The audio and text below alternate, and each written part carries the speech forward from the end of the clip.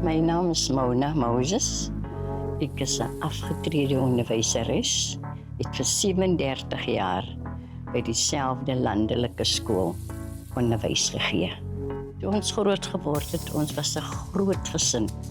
9 kinders. My ma is 'n enkelouer.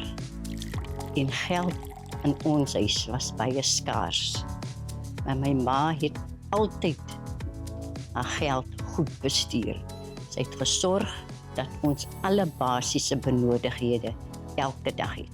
En al 9 van ons het op die ou en professionele mense geword.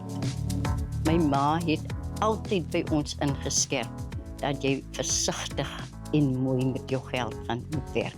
Want jy weet nooit wanneer jy werklik jou geld gaan nodig kry. Kendall maak vir my baie trots. Sy het ontwikkel in 'n pragtige, selfstandige en verantwoordelike jong dame. Op 'n finansiële gebied het ek ook agtergekom dat Kendall weet hoe om met haar geld te werk. My grandma taught me from a young age how to save my money. When it was our birthday, she would take our birthday money, keep it safe for us. And then when you wanted something throughout the year, at the end of the year, she would go with you to the shops to ensure that you got it. So when I think of my grandmother, especially in a financial context, I think of saving for something that I really want and then having that satisfaction when I'm finally able to put my savings to good use.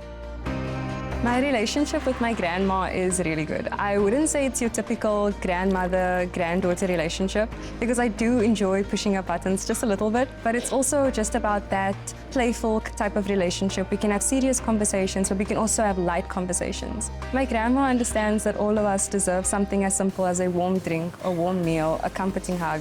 She's really that person that can identify or see the human in all of us, and she makes you feel that comfortability and that calmness when you step into her home. Ek gebruik meestal net die spaargedeelte van my kaart. Want dan kan ek ook daarmee my maandelikse aankope doen en dit gee vir my baie meer gemoedsrus om te weet dat ek my Capitec-kaart kan gebruik.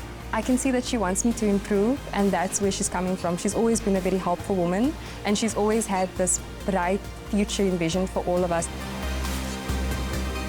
Ek die rekening oopmaak vir my kleinkinders in Capitec, het ek net besef dat om vir hulle 'n voorsprong in die lewe te gee, is dit die regte ding wat ek nou doen. Dit gaan vir hulle leer om verantwoordelik te wees met hulle geld en ook vir hulle selfstandig maak.